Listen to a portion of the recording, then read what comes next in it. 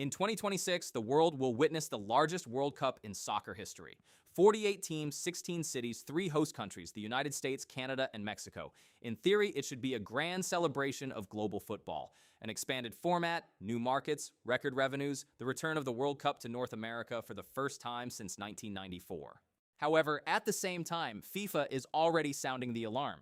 The tournament is not generating the necessary hype among the target audience, and all their mathematical calculations regarding record revenues may remain nothing more than pretty tables from numerous presentations. If you look closely at what is happening now on the eve of the World Cup, it becomes clear that a serious list of problems is accumulating beneath the surface of this tournament. Today, we are talking about what's wrong with the 2026 World Cup.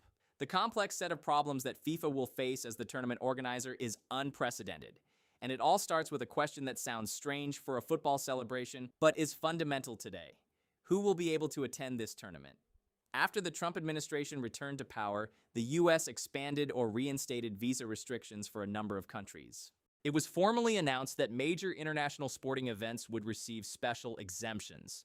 However, as Reuters and ESPN note, these exemptions primarily apply to athletes and their relatives, official delegations, and staff. The situation is much more complicated for fans, journalists, and independent media. Entry isn't guaranteed, each case is considered individually, creating an atmosphere of uncertainty for citizens of certain countries, particularly those in Africa and the Middle East. For example, Iran and Haiti have full travel bans. Therefore, only fans who are already in the United States and have no problems with their residence documents will be able to attend the tournament matches. Senegal and Côte d'Ivoire are subject to partial restrictions. This means a more complicated process for obtaining tourist visas, additional checks, and the risk of refusals. Even if most applicants receive visas, the very fact of uncertainty creates a deterrent effect. People do not plan trips, do not book tickets, and do not invest money. Of the 104 matches planned, 78 will be held in the US, with the remaining 26 in neighboring Mexico and Canada. That is why the visa restrictions imposed by the United States on certain countries are causing tension. While US policy is creating uncertainty, the situation in Canada has a different nuance. The local immigration system has faced delays in processing visa applications, and the authorities have even tightened checks, which may make it difficult for some foreign fans to arrive. Here's the paradox. The tournament is positioned as global, but part of the world may face serious barriers. And this is where the following question arises. Even if a visa is obtained, does this guarantee that there will be no problems on site? The global media has repeatedly reported cases where people with valid tourist visas were detained by ICE after additional checks. ICE is the U.S. Federal Immigration Service, which monitors compliance with visa regulations and has the right to detain foreigners if they are suspected of violating immigration rules.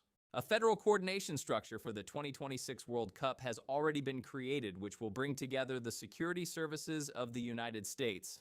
Officially, this is presented as a security enhancement, but human rights organizations, including Human Rights Watch and Amnesty International, have already warned FIFA about the risks to non-citizens.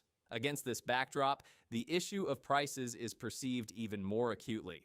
FIFA has officially confirmed the use of dynamic pricing, a model whereby ticket prices vary depending on demand, the stage of the tournament, the opponents, and even the speed of sales. It is this model that has attracted the most criticism in the Western press. According to ESPN, the starting supporter tier for individual group stage matches may start at around $60 to $70, but this is the minimum segment, limited in terms of number and location of seats.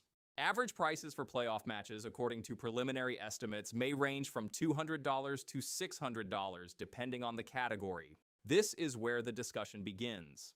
The Guardian and a number of American publications call this model market logic rather than football tradition, as tickets are no longer a fixed price and have become a product with exchange dynamics. The criticism is based on 3 points. Unpredictability.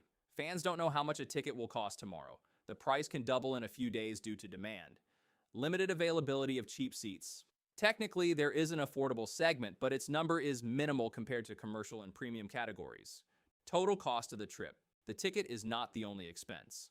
A flight to the US from Europe, Africa, or the Middle East can cost $800 to $1,500. Accommodation in host cities costs another $150 to $400 per night. Domestic flights between cities are a separate expense.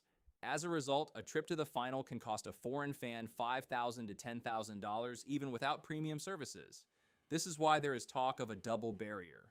First, there is the political risk, when you need to obtain a visa and pass checks. And then there is the economic risk, when even after being granted entry, not everyone can afford to stay for the tournament. In this context, the 2026 World Cup is increasingly being described as the most commercialized World Cup in history. And while the US is creating political tension around the tournament, Mexico is adding another type of risk: infrastructure. The famous Azteca Stadium in Mexico City is set to host the opening match on June 11th, 2026. This historic stadium has already hosted two World Cup finals in 1970 and 1986. It is symbolic that this is where the new largest World Cup in history is set to kick off. But in recent months, videos have begun to appear in the media and on social networks that are causing a wave of concern. YouTuber Arman Alexandre posted footage from the area around the stadium, showing active construction work, uneven surfaces, and unfinished areas. Renovation work is also continuing inside the arena, and the scale of the work has turned out to be greater than some fans expected. In the comments under the video, fans wrote that it all looks like a race against time, that the renovation resembles patching holes. And someone stated outright, they had 10 years to rebuild the stadium or at least build a new one. The owner of the arena and Club America, Emilio Azcárraga, has publicly acknowledged that the renovation will take place in several stages. According to him, the first phase will be completed at the end of March with the reopening of the arena, but some of the work, in particular the large parking lot, will have to be completed after the tournament due to the complexity of the project. In other words, we have a situation where the stadium for the opening match of the largest tournament in history is being modernized literally on a deadline. And the problem here is not even that the work is being done. The problem is the timing. They simply don't have enough time. The opening match is the tournament's calling card. It is the first impression for 1 billion viewers. But while Mexico is struggling with reconstruction deadlines, another problem has arisen in the US, a financial one.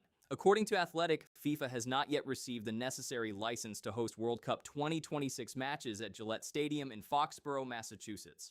Local authorities are demanding $7.7 million to cover security and staffing costs during the tournament. If the funds are not provided, the license may not be issued.